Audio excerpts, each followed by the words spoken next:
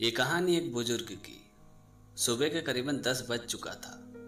एक बुजुर्ग आदमी ऑटो पकड़कर जल्दी जल्दी रेलवे स्टेशन पर आता है। फिर वो प्लेटफॉर्म के अंदर पहुंच के ट्रेन के आने का बेसब्री से इंतजार करता है। तभी वो बुजुर्ग रेलवे का अनाउंसमेंट सुनता है कि वो जिस ट्रेन में जाने वाला था वो ट्रेन आधा घंटा लेट है।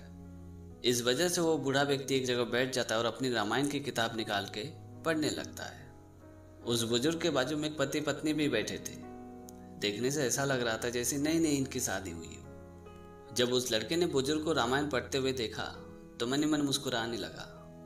उसके बाद उस लड़के ने मुस्कुराते हुए उस बुजुर्ग से कहा कि अंकल, आज के डेट में आप भी ये पुरानी किताबें क्या पढ़ रहे हो? अगर आपको पढ़ना ही है तो इंडिया टुडे पढ़िए, मैगजीन पढ़िए, न्यूज़पेपर पढ़िए। वैसे भी अब इन पुरानी किताबों में क्या रखा हुआ है?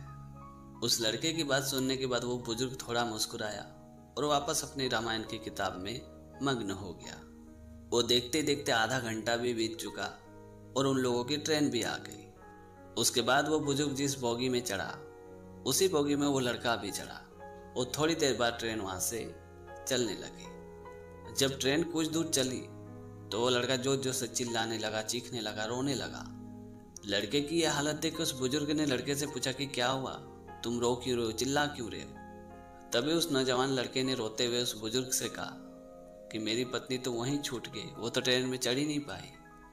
ये बात सुनते उस बुजुर्ग ने उस लड़के को थोड़ी देर गौर से देखा और कहा कि अगर तुम इंडिया टुडे, मैगजीन, न्यूज़पेपर, इतनी सारी किताबें ना पढ़ के सिर्फ और सिर्फ एक किताब रामायण पढ़ी होती तो तुम्हें ये मालूम होता, जानकारी होता कि श्री राम जी नाव में चढ़ने से पहले सीता माता को नाव में चढ़ाए थे, उसके बाद वो नाव में चढ़े थे, तो तुम भी श्री राम जी के आदर्शों को सीख पाते और शायद तुम्हारे साथ ये घटना नहीं घटती। उस बुजुर्ग की बात सुनने के बाद उस नौजवान लड़के की आंखें शर्म से नीचे झुक गई। उसके बाद उस बुजुर्ग ने जोर से चेन को खींचते हुए कहा कि अब ट्रेन से उतर के जल्दी स्टेशन पे जाओ, तुम्हारी पत्नी परेशान हो रही होगी। उसके बाद वो लड़का ट्रेन से उतर के सीधे स्टेशन की ओर चला गया। तो दोस्तों, छोटी सी कहानी में ये सिखाते कि नई किताबें, आज की किताबें हमें ज्ञान, नॉलेज तो देती है पर संस्कार नहीं दे पाती है। अगर आपको ज्ञान, नॉलेज, संस्कार ये सारी चीजें चाहिए तो फिर आपको पुरानी किताबें पढ़नी ही पड़ेगी। किसी ने क्या खूब लिखा है कि बाप की दौलत पे घमंड क्या करना, मजा तो तब है मेरे दोस्त जब दौलत अपनी हो और घमंड पिता करे। हाय गाइस, मैं हूं भूमियार पिट्टू और एक छोटी सी कहानी आपके लिए। बिल गेट्स अमेरिका के ही नहीं बल्कि वर्ल्ड के जाने माने अमीरों में से एक है। बिल गेट्स एक दिन एक रेस्टोरेंट में खाना खाने गए और जब वो खाना खा के निकल रहे थे तभी बिल गेट्स ने वेटर को $10 की टिप दी। उसके बाद बिल गेट्स ने नोटिस किया कि वो वेटर बिल गेट्स से कुछ नाराज था। तभी बिल गेट्स ने वजह पूछी कि क्या बात है, तुम मुझसे नाराज क्यों हो?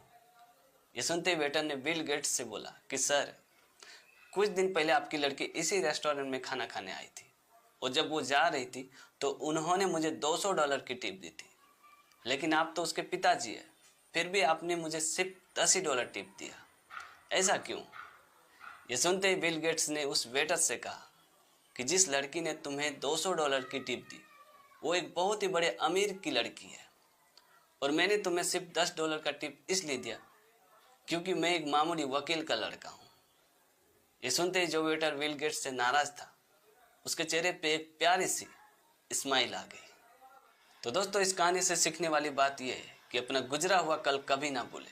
आपका बीता हुआ वक्त ही आपका सबसे बड़ा गुरु है।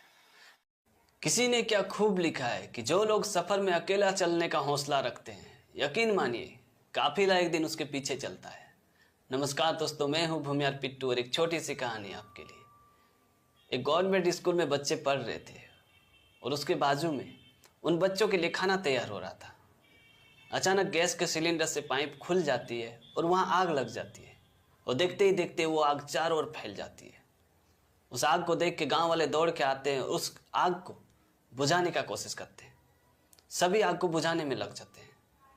उस स्कूल की एक छोटी सी लड़की एक कटोरा लेके दौड़ी हुई तालाब में जाती है और थोड़ा सा पानी भर के उस आग में डालती है। वो बार बार जाती है, तालाब से कटोरी भर के पानी लाती है और आग को बुझाने की कोशिश करती है। ये देख के उस स्कूल के बच्चे जोर जोर से हंसने लगे और उस लड़की से कहा कि अरे ओ पगली, तुम्हें क्या लगता है कि तुमसे ये आग बुझ जाएगी? इस पर लड़की मुस्कुराई और बोली कि मुझे पता है कि मुझसे ये आग नहीं बुझेगी, लेकिन जब भी इस आग की जिक्र इस गांव में होगी तो मेरी गिनती बुझाने वालों में से आएगी और तुम लोगों की गिनती तमाशा देखने वालों में से आएगी। तो अब तुम लोग डिसाइड कर लो कि तुम लोग किस कैटेगरी में आना चाहते हो। कभी कभी हम ये सोच के पीछे हट जाते हैं कि हमसे अकेला क्या होगा, लेकिन हम ये क्यों भूल जाते हैं कि हर बड़े से बड़े सफ़र की निर्माण एक छोटे काम से होती है।